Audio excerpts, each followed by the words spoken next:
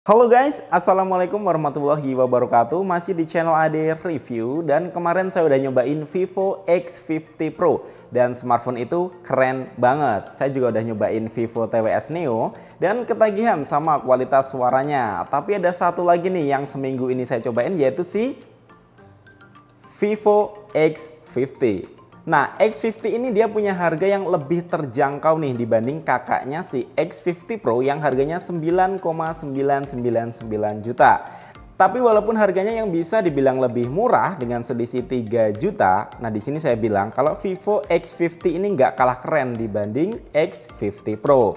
Sama-sama dapat kualitas fotografi profesional. Di sini kita akan coba bahas apa aja sih hal yang diunggulkan dari Vivo X50. Yang pertama itu desain. Jadi desain yang dimiliki Vivo X50 ini juga mewah guys, nggak kalah keren sama yang Pro. Untuk materialnya juga kaca, warna yang dimiliki juga cakep. Malah ada dua pilihan warna ya, glaze black dan juga frost blue. Ini juga lebih tipis, cuma 7,55 mm, jadi lebih enak untuk digenggam. Cuma memang buat desain kameranya ini nggak segede yang Pro. Tapi tetap keren sih, jadi desainnya tuh beneran kerasa premium lah. Buat displaynya juga nggak kalah keren. Ultra O Screen Full HD Plus dengan A3 AMOLED display. Ini juga dikasih refresh rate 90 Hz, jadi pengalaman scrolling atau nonton video itu adem di mata. Dan ini juga udah support Screen Touch ID. Kedua, kamera guys. Jelas kalau X series ini dibuat untuk orang yang memprioritaskan kamera pada smartphone dan terbukti dengan apa yang ditawarkan di Vivo X50 ini.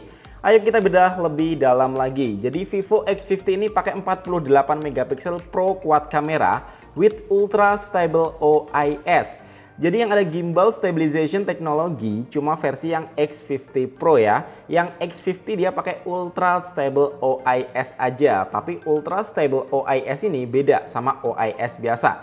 Karena derajat frame rate HD-nya yang lebih tinggi daripada OIS biasa, yang pastinya membuat hasilnya jadi lebih stabil. Tapi ini stabilisasinya udah cukup buat keadaan yang biasa kayak gini. Misal kita ajak jalan,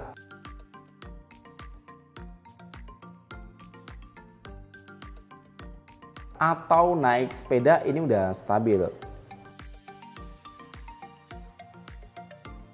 Cuma kalau keadaannya lari atau jalan di tangga, ini pasti nggak bisa sestabil yang X50 Pro ya, tapi kita bisa pakai mode Ultra Stable Video. Jadi bisa improve lagi tingkat kestabilan videonya.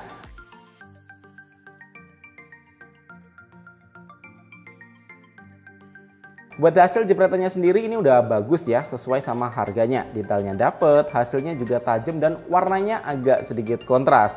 Jadi lebih cocok nih buat yang suka update di sosmed karena warnanya lebih tajam.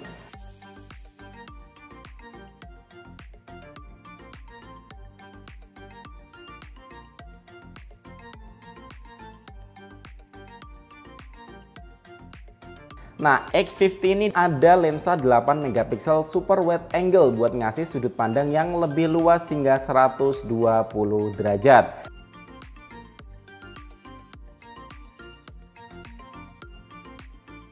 Dan untuk foto bokeh ini pakai 13 megapiksel portrait kamera di mana hasilnya tuh rapi, bagus.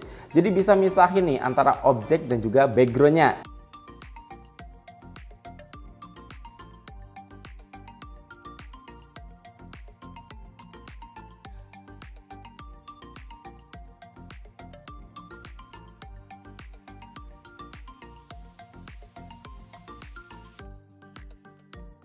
Dan lensa ini juga bisa hingga 20 kali digital zoom dengan detail yang masih kelihatan oke. Dan dengan bantuan Ultra Stable OIS, foto digital zoom 20 kalinya tuh lebih stabil guys. Karena semakin di zoom kan biasanya semakin shake gitu.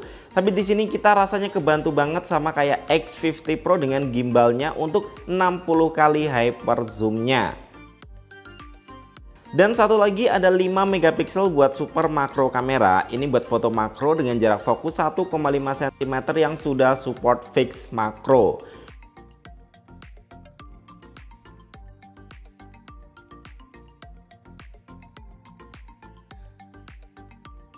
Kamera Vivo X50 dia memadukan Ultra Stable OIS dengan sensor IMX598 yang secara otomatis mengaktifkan Extreme Night Vision, di mana menghasilkan foto malam yang lebih jernih, detailnya lebih baik dan cahaya yang lebih dramatis di kondisi cahaya rendah.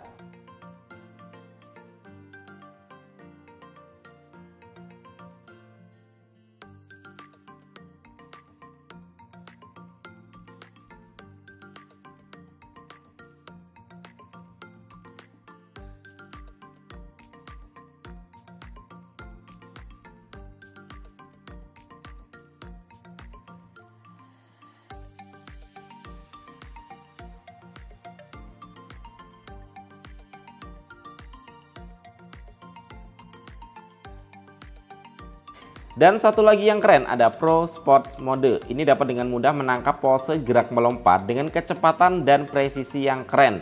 Kalau kalian udah nonton video review X50 Pro saya kemarin, pasti tahu kalau X50 kurang lebih sama dengan versi Pro-nya, tetap bisa menghasilkan foto kelas profesional hanya dengan smartphone.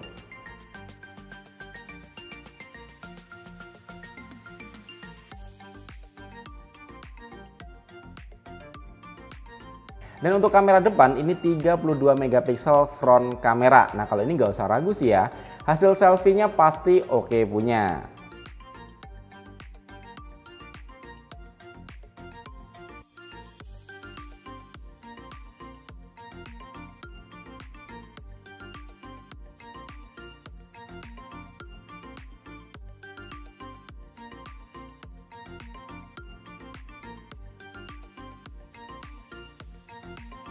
Nah, hal ketiga yang diunggulkan dari Vivo X50 adalah chargingnya guys, dimana ini pakai pengisian daya cepat 33 watt flash charge 2.0.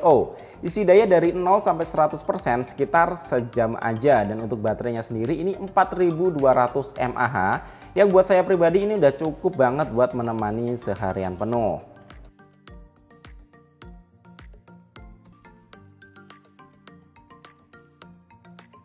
Nah buat speknya, X50 ini dia pakai chipset Snapdragon 730 dengan GPU Adreno 618 dengan RAM 8GB, internal 128GB. Ini nggak bisa dipasang micro SD guys. Ini pakai Vantage OS 10.2 berbasis Android 10. Untuk performanya pasti nggak sekenceng yang versi Pro, tapi overall buat penggunaan sehari-hari ini udah lebih dari cukup. Kalau buat gaming juga udah mendingan, buat PUBG ini nyaman di settingan Smooth Ultra.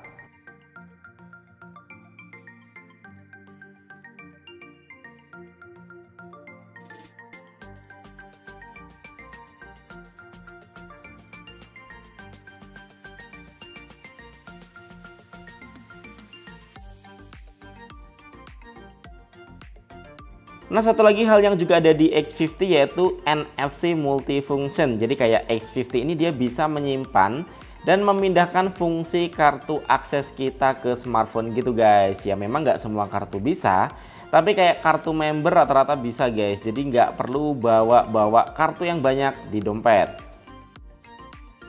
Jadi kesimpulannya, apa yang dibawa Vivo X50 ini sebenarnya cukup identik dengan Vivo X50 Pro. Apakah lebih worth it? Ya tergantung. Kalau saya pribadi lebih suka X50 Pro.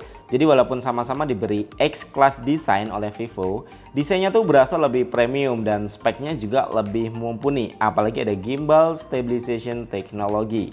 Tapi kalau budget kalian nih nggak sampai 9,9 juta, tapi pengen ngerasain pengalaman yang kurang lebih sama dengan Vivo X50 Pro, ya Vivo X50 ini adalah pilihan yang bagus. Gimana menurut kalian? Coba kasih komen di bawah. Oke, jadi gitu dulu video dari saya Ade. Terima kasih buat kalian yang udah menonton video ini sampai habis, dan kita ketemu lagi di video selanjutnya. Wassalamualaikum.